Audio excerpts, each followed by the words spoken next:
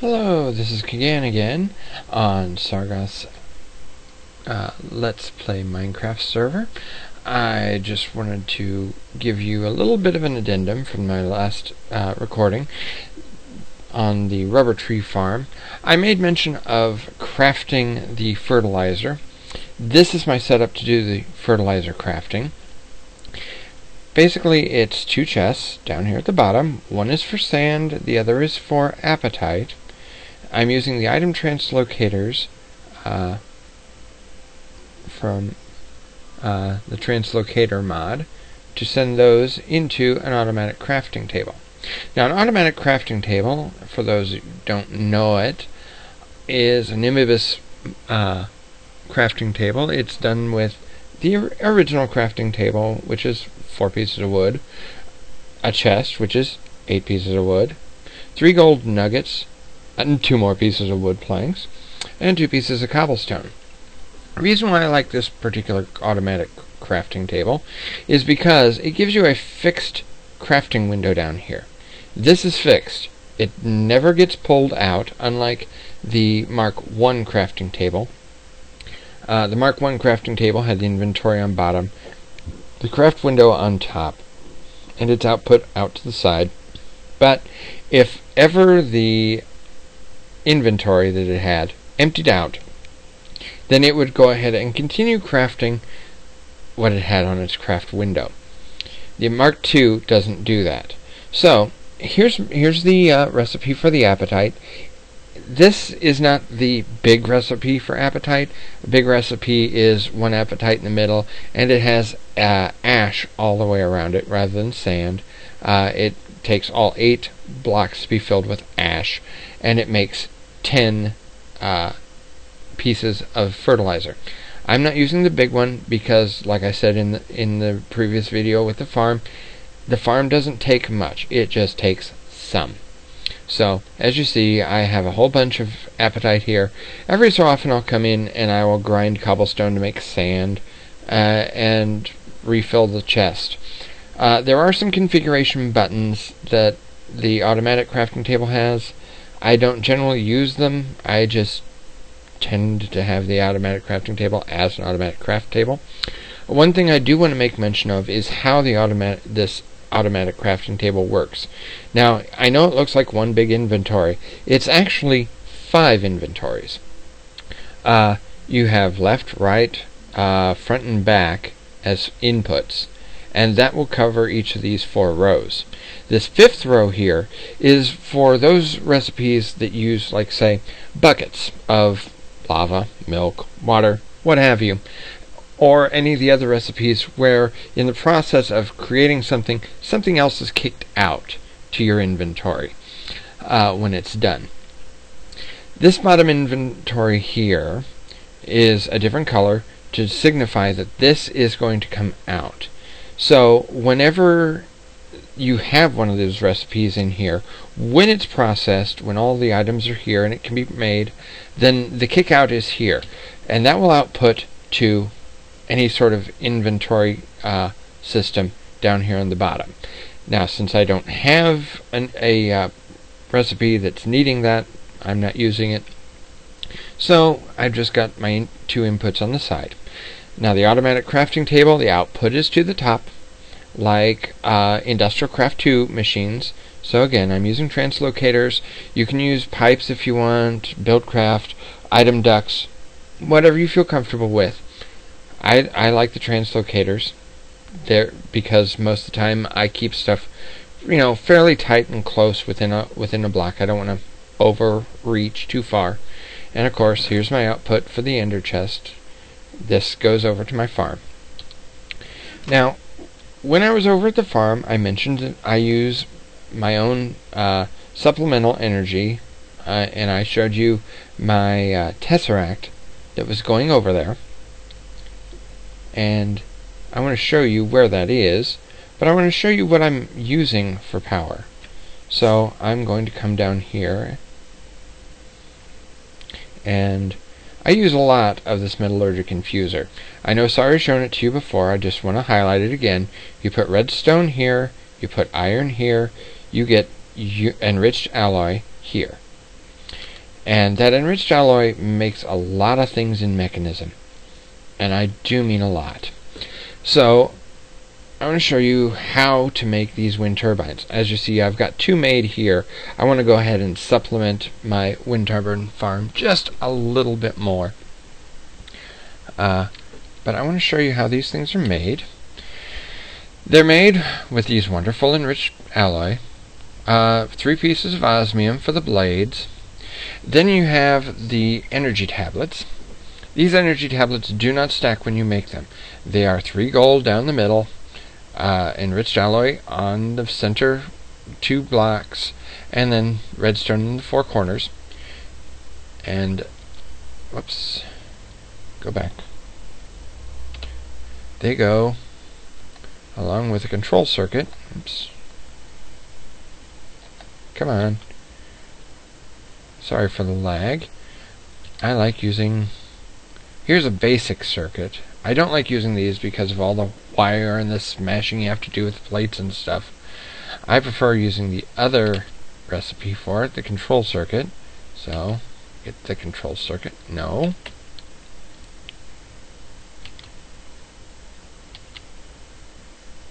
No. Alright. It doesn't want to give it to me that way. It wants to be annoying. We will do the other way.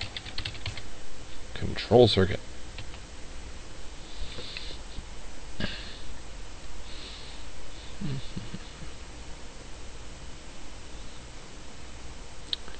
Right there. Mechanism control circuit. And as you see, it's another piece of enriched alloy surrounded with 2 redstone to the side. And that makes up a wind turbine.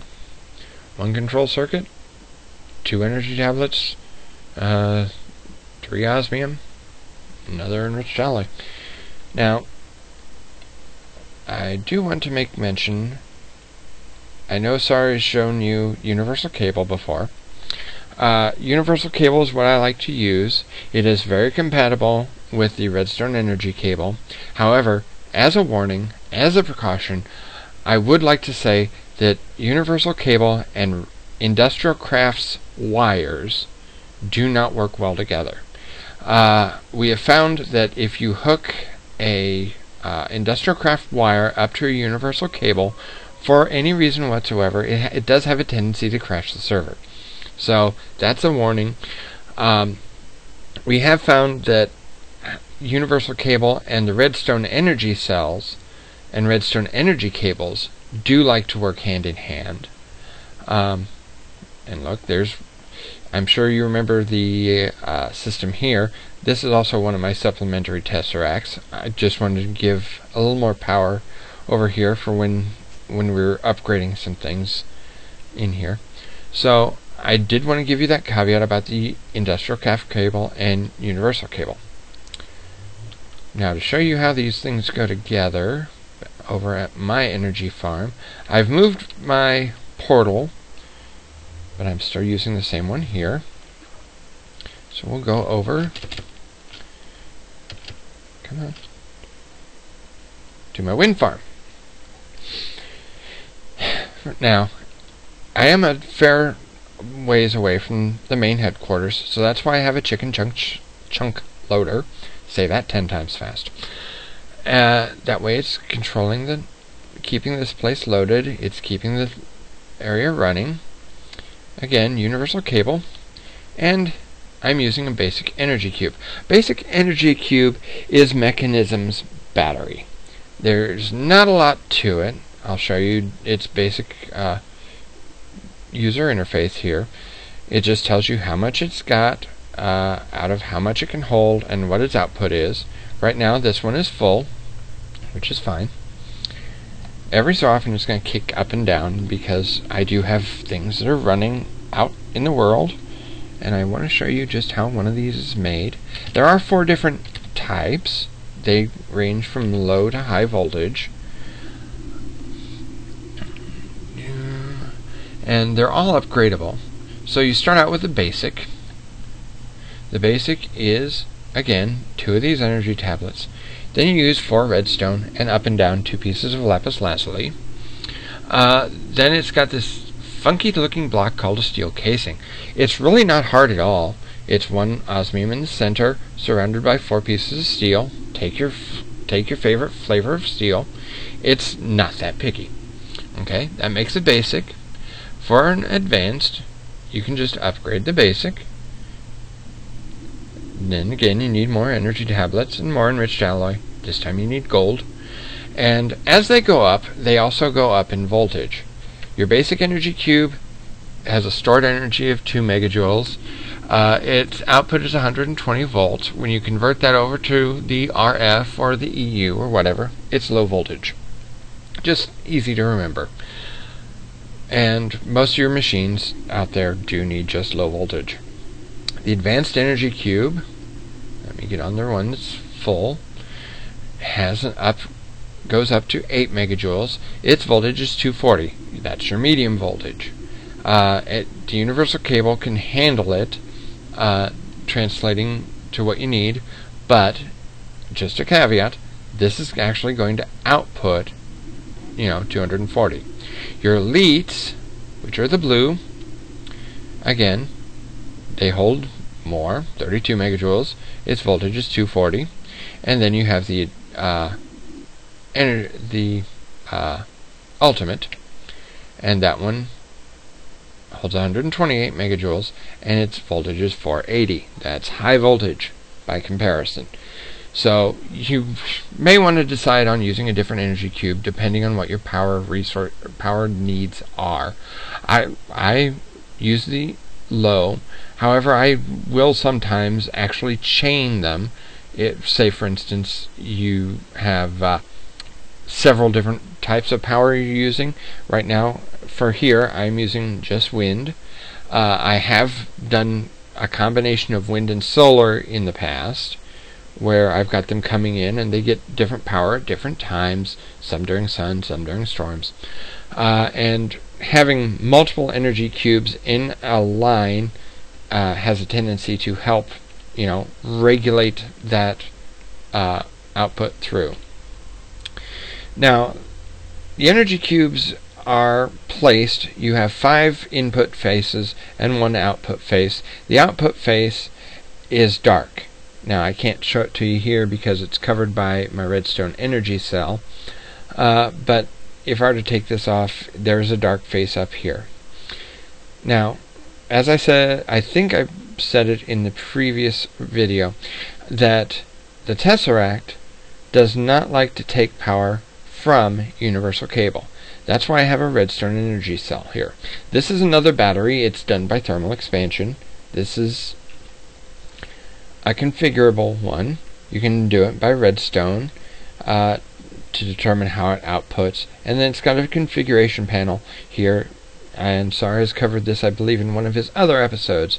Blue is for an input face, orange is for an output face. You can control the kind of output and input it's getting. I'm having it max out its input. I want it to go ahead and be able to accept whatever input I throw at it, but I'm only having it output 400 RF per tick. That is equivalent to low voltage. The farm uses low voltage. My other stuff uses low voltage, so this is a good setup. The Tesseract, I don't recall if I've shown it to you before, but again, it's configurable. You can configure it to output needing a redstone signal or not.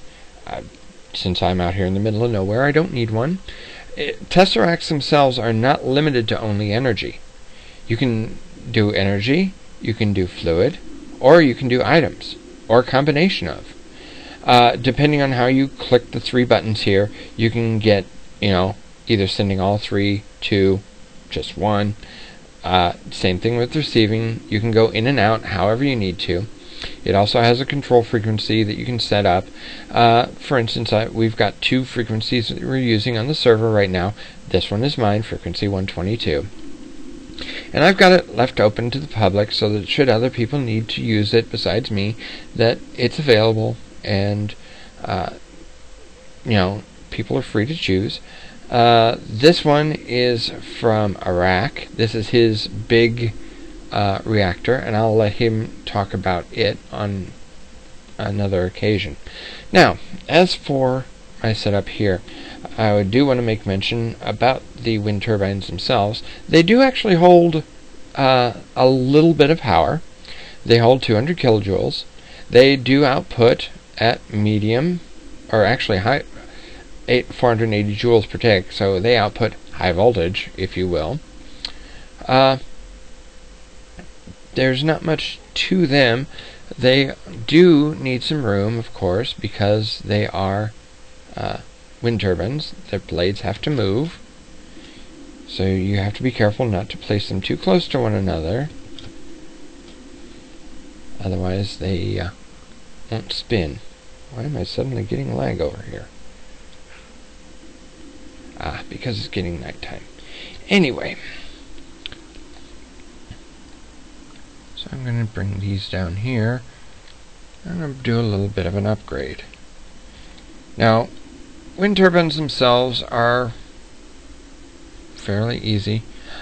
I do want to make sure not to encircle the power cables too much, because universal cable does have a tendency of some signal loss over time if you keep going around in circles, and it does degrade things. Woo.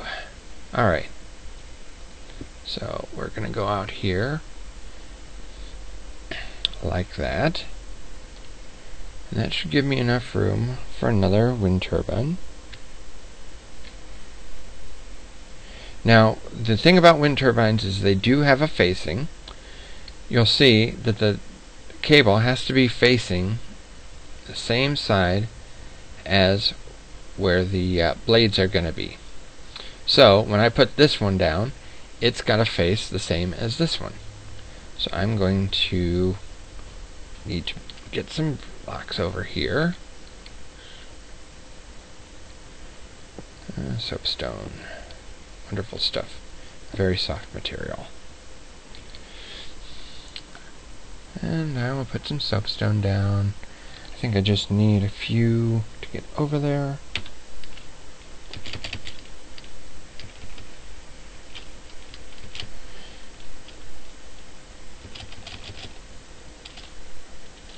Come on.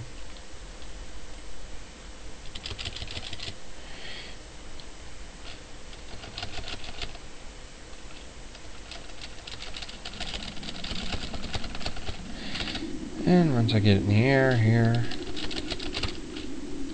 Oh, no, it's not going to let me fly. Fine. I'll just go out here and do it manually.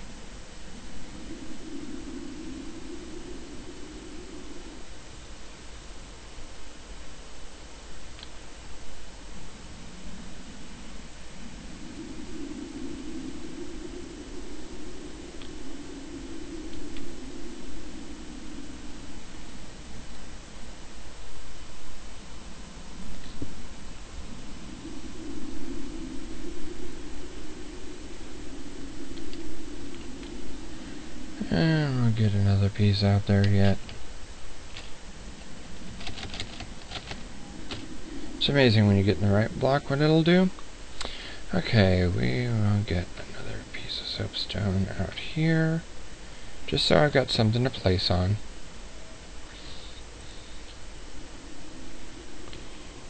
And like I said, the facing of the wind turbine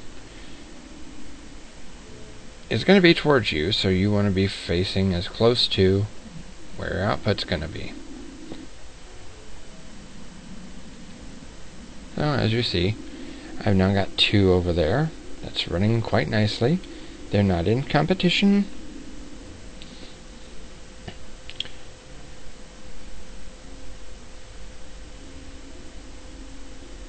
And let's see. If I move this torch, I can get another one over this way.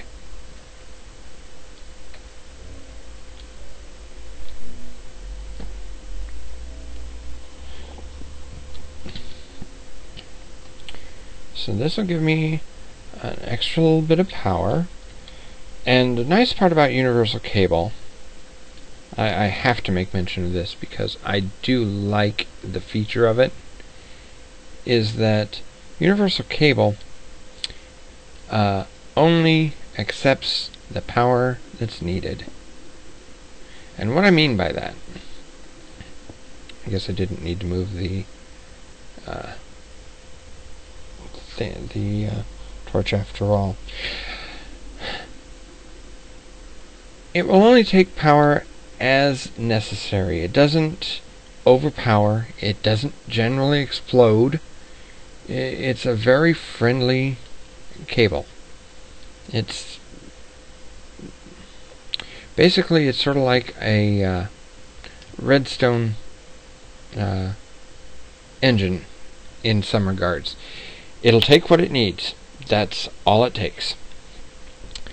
So, you know, you can load it up with all this, and really what this ends up doing is, if these aren't used, there we go,